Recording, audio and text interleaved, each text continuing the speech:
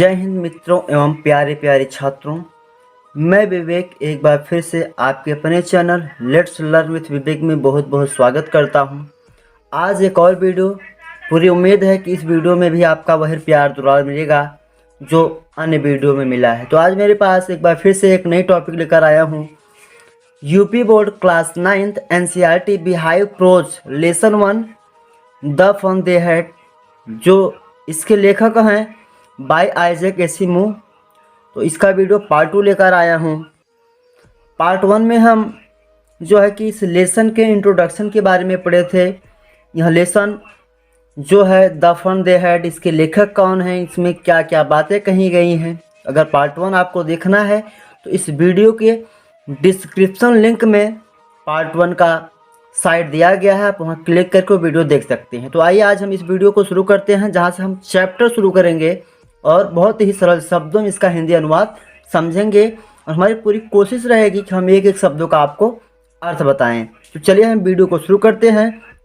Video ज़्यादा लंबा ना हो, लेकिन वीडियो को अगर आपको एक किताब एकदम अच्छे से पढ़ना है, एकदम पानी की तरह आसान से आसान भाषा में, तो वीडियो को शुरू से लेकर लास्ट तक ज़रूर देखिएगा। तो चलिए हम वीडियो को शुरू करते हैं। वीडियो शुरू करने से पहले आप सभी बच्चों से, छात्रों से एवं हमारे समस्त बड़े बुजुर्गों से निवेदन है, जो भी इस वीडियो को देख रहे हैं चैनल को सब्सक्राइब करिएगा, वीडियो को लाइक शेयर एवं कमेंट करिएगा। तो चलिए हम शुरू करते हैं। तो यहाँ से हम पढ़ने हैं, ठीक है, ये अभी शुरू कर रहे हैं, ठीक है, ध्यान से देखना एक एक शब्द का अर्थ है। मार्जी even wrote about it that night in her diary. अब यहाँ मार्जी, अभी हम आगे देखेंगे कि मार्जी है कौन, ठीक है।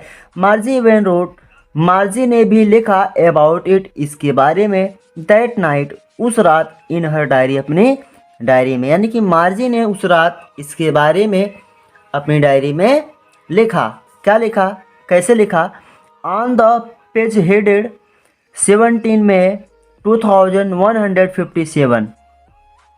On the page headed, head का मतलब होता है मुख्य, पेज मतलब पृष्ठ, ऑन मतलब पर, यानी मुख्य पृष्ठ पर, यानी कि अंकित मुख्य पृष्ठ पर 17 में 17 मई 2157, यानी कि जो वह लिख रही थी उसका शीर्षक था, क्या था? 17 मई 2157। सी रोट, उसने लिखा, यानी जो डायरी लिख रही थी, यही अंकित पृष्ठ पर ये हेडिंग देकर वह क्या लिखी? टुडे, आज, Tommy found a real book. Real book मतलब सचमुच की पुस्तक, सचमुच की पुस्तक। टुडे, आज, टॉमी फाउंड, टॉमी को मिला या टॉमी ने पाया, अ रियल बुक, एक सचमुच की पुस्तक। आज टॉमी ने एक सचमुच की किताब पाई, या फिर आज टॉमी को एक सचमुच की पुस्तक मिली। तो यहाँ तक समझ में आया। चलिए हम आगे चलते हैं और आगे यहाँ से लिखना शुरू करती है। अब आगे जो कुछ भी लिख रही है यहाँ पे मार्जी, उसके बारे में पढ़ते हैं। तो मार्जी कौन थी? सी रोट, उसने लिखा। तो मार्जी एक लड़की थी। समझ में आया? आगे चलता हूँ। It was a very old book. अब यहाँ इट का मतलब क्या है? किताब से है, क्योंकि इससे पहले उसकी बात की गई है, जिसे कौन पाया था? टॉमी। टॉमी एक लड़का है, आगे बात करेंगे, ठीक है। It was a very old book, old मतलब पुरानी, बुक मतलब किताब। It was a very old book, यह बहुत पुरानी पुस्तक थी। कौन पुस्तक? जिसे टॉमी ने पाया था, ठीक है। इस चीज को पूरा लिख रही है कौन? मार्जी। कहाँ? अपनी डायरी में। आगे, मार्जीज ग्रैंडफादर वंस सेड, मार्जी के दादाजी ने एक बार कहा था, दैट कि व्हेन, जब, he was a little boy, वह एक छोटे लड़के थे, हिज ग्रैंडफादर, तब उनके दादाजी ने टोल्ड हिम, उन्हें बताया था। क्या बताया था? दैट कि देयर वाज अ टाइम, एक समय था, व्हेन, जब, ऑल स्टोरीज, सभी कहानियां, वर प्रिंटेड, छपा करती थी, ऑन पेपर, कागज पर। एक बार मार्जी के दादाजी ने मार्जी को बताया कि जब वह छोटे लड़के थे, तब उनके दादाजी ने उन्हें बताया था कि एक समय था जब सारी कहानियां कहाँ छपती थी? ऑन पेपर, कागज पर, ठीक है। आगे चलते हैं। दे टर्न द पेजेस, टर्न का मतलब उलटना पलटना, ठीक है। इस तरह से हम आपको बताते हैं, इस तरह से पेज पलटते हैं, इस तरह से उलटना पलटना, ठीक है।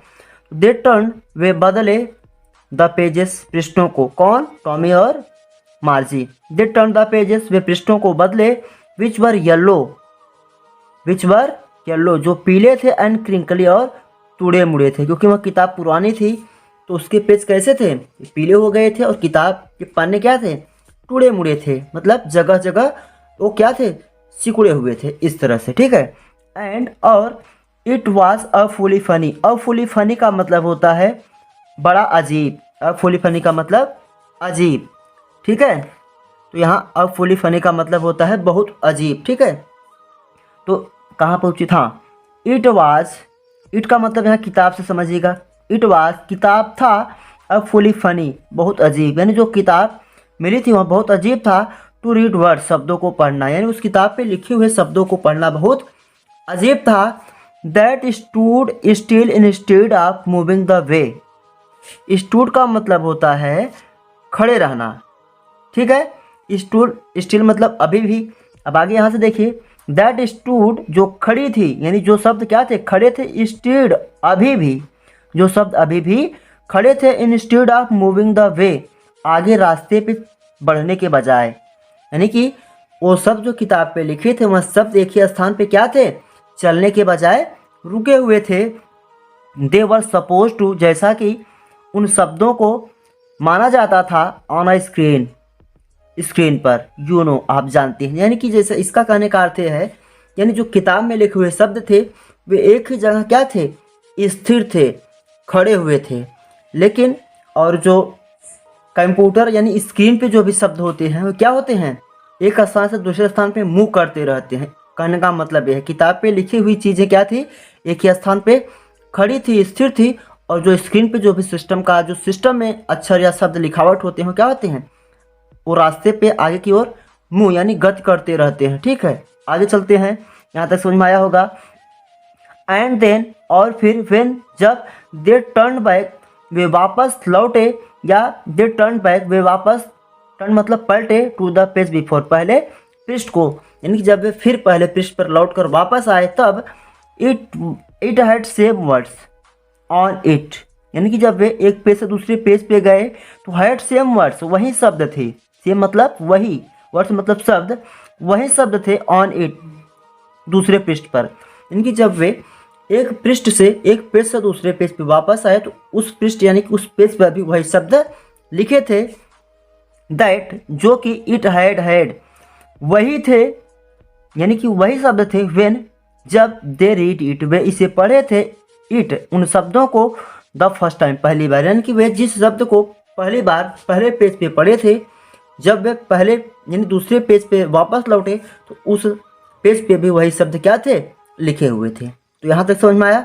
और आगे अपनी डायरी में और क्या लिखती है, कौन, मार्जी, गी मतलब अरे, यानी जब आदमी कोई आत्मिक भाव से कोई एकाएक चीज कोई कुछ देखता है तो वहाँ क्या कहता है, अरे, इस तरह से गी, अरे से टॉमी, टॉमी ने कहा, फिर टॉमी एकाएक कोई चीज को देखा, बोला अरे, क्या बोला, वाट अ वेस्ट, वेस्ट मतलब बर्बादी, वाट अ वेस्ट यानी कैसी बर्बादी है या किस तरह की बर्बादी है। व्हेन जब you are through with the book, through का मतलब होता है के माध्यम से या से होकर, व्हेन जब you are through with the book, जब आप किताब के माध्यम से होते हो, यानी कि जब तुम पूरी किताब पढ़ लेते हो, you just throw it away, तुरंत पढ़ने के तुरंत बाद तुम उस किताब को क्या करते हो, थ्रो अवे, फेंक देते हो। आई गिव्स मेरा मानना है या मैं मानता हूँ, कौन बोला, टॉमी बोला, कौन बोला, टॉमी। फिर आगे क्या कहता है, आवर टेलीविज़न स्क्रीन, स्क्रीन मतलब टीवी के जिस हिस्से में आप चित्र देखते हैं, ठीक है, उसको स्क्रीन बोला जाता है। आपके मोबाइल पे भी स्क्रीन है, ठीक है, इस तरह से। आगे देखिए क्या कहता है, our television screen must have had, must have का एक प्रयोग होता है जिसका हिंदी अर्थ निकलता है होना चाहिए, होना चाहिए या अवश्य होना चाहिए, ठीक है। तो आवर टेलीविज़न स्क्रीन, हमारे टेलीविज़न की स्क्रीन पर मस्ट हैव हैड अवश्य होना चाहिए, अ मिलियन बुक्स लाखों किताबें, ऑन इट उसकी स्क्रीन पर, यानी कि हमारे टेलीविज़न की स्क्रीन पर लाखों किताबें अवश्य होनी चाहिए। एंड और इट इज़ गुड, यह अच्छा है, फॉर प्लेंटी मोर, कहीं अधिक, कहीं अधिक, प्लेंटी मोर का मतलब होता है कहीं अधिक, ठीक है, यानी कि यहाँ कहीं ज़्यादा इससे यानी किताबों से अच्छा, इन किताबों से अच्छा कहीं ज़्यादा अच्छा है। कौन? हमारे टीवी स्क्रीन की, हमारे टीवी की स्क्रीन, क्योंकि उस पर लाखों किताबें होनी चाहिए। ठीक है। I wouldn't throw it away, I wouldn't throw it away, I wouldn't throw मैं नहीं फेंकूंगा, इट अवे इन्हें दूर, यानी मैं इन किताबों को पढ़ने के बाद भी दूर नहीं फेंकूंगा। भले ही हमारे टेलीविज़न की स्क्रीन पर लाखों किताबें हैं, भले ही वहाँ लाख गुना अच्छी है, लेकिन मैं इन किताबों को फेंकूंगा नहीं। कौन बोला? टॉमी बोला।